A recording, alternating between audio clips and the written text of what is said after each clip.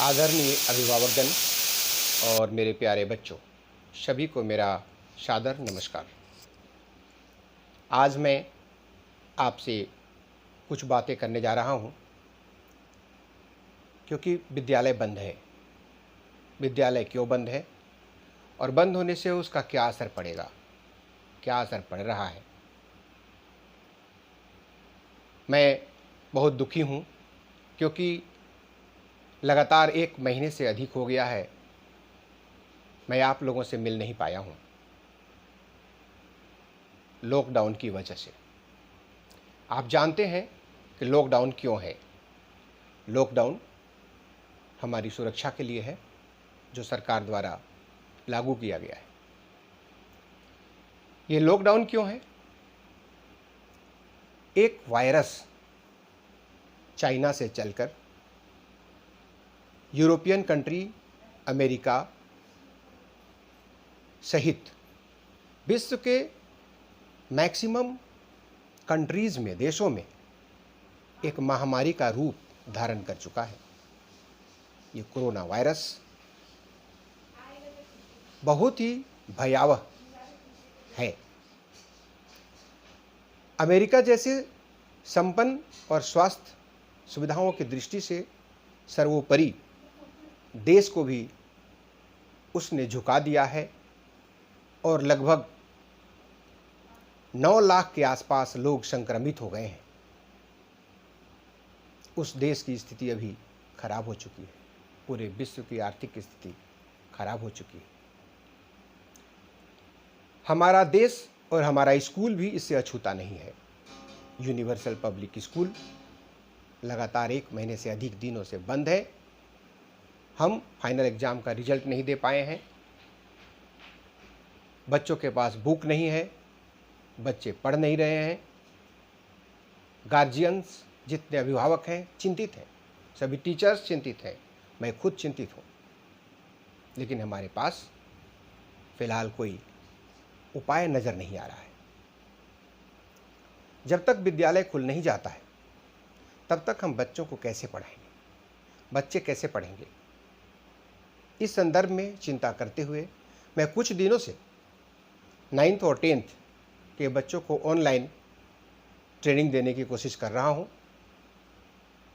Online जब वो demo class से संतुष्ट हो जाएंगे बच्चे और वो क्लास करने लगेंगे, उनको समझ में आने लगेगा, तब मैं सोचता हूं 9th और 10th के बाद स्कूल के सभी बच्चों के लिए ऑनलाइन क्लास की व्यवस्था करूंगा।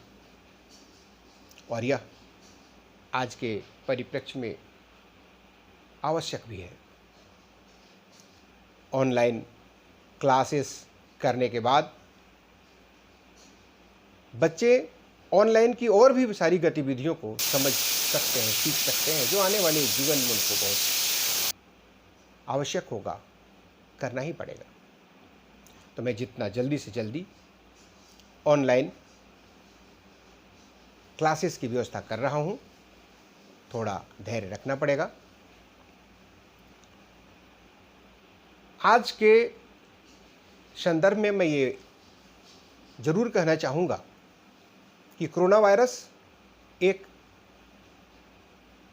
बहुत ही भयानक बीमारी लेकर आया है, जो इसके पहले हम लोग कभी सुने नहीं थे, जानते नहीं थे। इसकी दवाइयाँ नहीं बनी हैं, इसका कोई वैक्सीन नहीं बना है, इसका प्रॉपर इलाज कैसे किया जाए डॉक्टर्स को भी पता नहीं है। इसलिए इसकी भयावहता और अधिक बढ़ जाती है।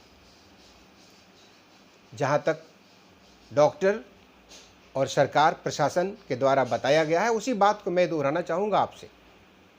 कोरोना वायरस से आपको बचना ज़रूरी है, क्योंकि पढ़ने के लिए, खेती करने के लिए, नौकरी करने के लिए, बिजनेस करने के लिए, संपत्ति अर्जित करने के लिए आपको जीवित रहना पड़ेगा और स्वस्थ रहना पड़ेगा। इन दोनों के लिए अभी सबसे बड़ा जो प्रॉब्लम है वो कोरोना है। कोरोना से बचने के लिए आपको लोगों से दूरी बनाकर रहना होगा। भीड़ भाड़ इलाके में, शादी विवाह पार्टी फंक्शन में जाने से अपने आप को रोकना होगा। आप लोगों से दूरी बना कर रहें। जब तक बहुत ज़रूरी ना हो तब तक आप घरों से न निकलें। आप अपने हाथों की सफाई साबुन के द्वारा या सैनिटाइज़र के द्वारा बार बार करते रहें। गर्म पानी पिएं, गर्म खाना खाएं। बाज़ार में तो कुछ मिलता नहीं है, मिलने पर भी बाज़ार का खाने से परहेज़ करें और घर में खाएं। आप 7 से 8 घंटे की नींद सोएं, आप सुरक्षित रहेंगे। डेली साफ कपड़ा पहने, डेली स्नान करें साबुन लगाकर और फ्रेश कपड़ा पहने। कल का खोला हुआ कपड़ा आज नहीं पहने। छोटी छोटी इन्हीं बातों से आप कोरोना से बच सकते हैं। साथ ही इम्यून सिस्टम हमारे बॉडी में जो होता है वो कमज़ोर होता है, उसको कोरोना वायरस ज़्यादा प्रभावी रूप से बीमार करता है। इसलिए आपका इम्यून सिस्टम को ठीक करने के लिए हल्दी का सेवन करें, गोलकी जिसे हम लोग काला जीरा कहते हैं, काला मरीच कहते हैं, उससे भी आप सेवन करें। संतरा का सेवन करें और चाय पिएं। चाय में भी एक इस कोरोना वायरस को मारने की क्षमता है। चाय पिए, कॉफ़ी पिए, आप नींबू डालकर भी चाय पी सकते हैं। नींबू का सेवन करें, हाँ, आंवले का सेवन करें। इन सब से आप अपने इम्यून सिस्टम को डेवलप कर सकते हैं, मजबूत कर सकते हैं और कोरोना वायरस ही नहीं बाकी बीमारियों से भी लड़ने के लिए आपकी क्षमता, शरीर की क्षमता का विकास हो सकता है। तो मैं इन्हीं बातों के साथ अंत में ये कहना चाहूँगा कि विद्यालय के बंद होने से बच्चों की पढ़ाई का जो नुकसान हुआ है, उस नुकसान को भरपाई करने के लिए मैं दिन रात चिंतित हूँ।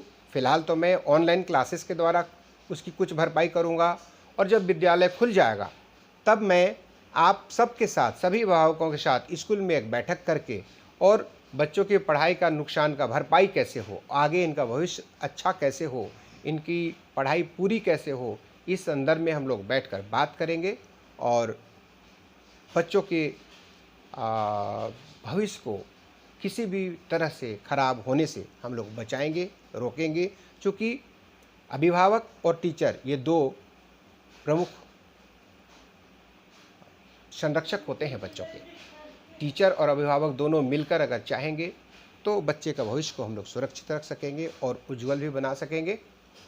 इन्हीं सब बातों के साथ मैं आज अपनी बात को विराम देता हूँ और सभी को एक बार पुनः नमस्कार। जय झारखंड, जय हिंद।